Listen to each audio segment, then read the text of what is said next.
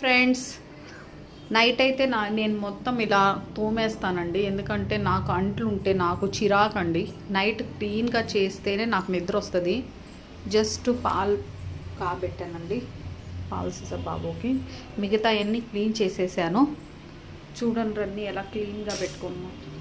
ఇలా ఉంటేనే నాకు నిద్ర వస్తుందండి. మార్నింగ్ ఏంటంటే డైరెక్ట్ లేచి ఏదన్నా బ్రేక్ఫాస్ట్ చేసుకోవచ్చు.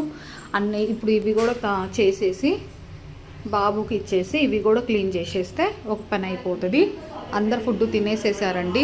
చికెన్ బిర్యానీ, చపాతీ అయిపోయిందండి. అన్నీ క్లీన్ చేసేసా. మొత్తం క్లీన్ చేసి ఇలా పెట్టేసా. నైట్ నాకు డైలీ ఇలా ఉంటేనే నాకు కొంచెం అర్థమవుతుందండి. ఏమన్నా వదిలేసి పండుకున్నాం అనుకో నాకు పెద్ద చిరాకు అనిపిస్తుందండి.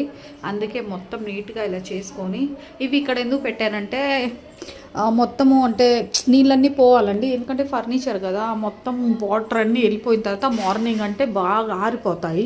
ఇప్పటికే చూడండి కొంచెం బాగా అయిపోయినాయి, కానీ మార్నింగ్కి ఇంకా బాగా ఆరిపోతాయి.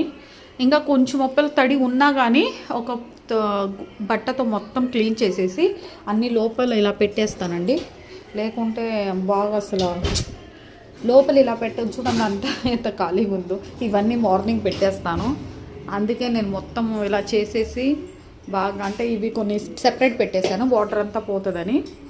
అప్పుడు మార్నింగ్ అయిన తర్వాత బాగా తుడిసేసి పెడితే క్లీన్గా ఉంటుందండి.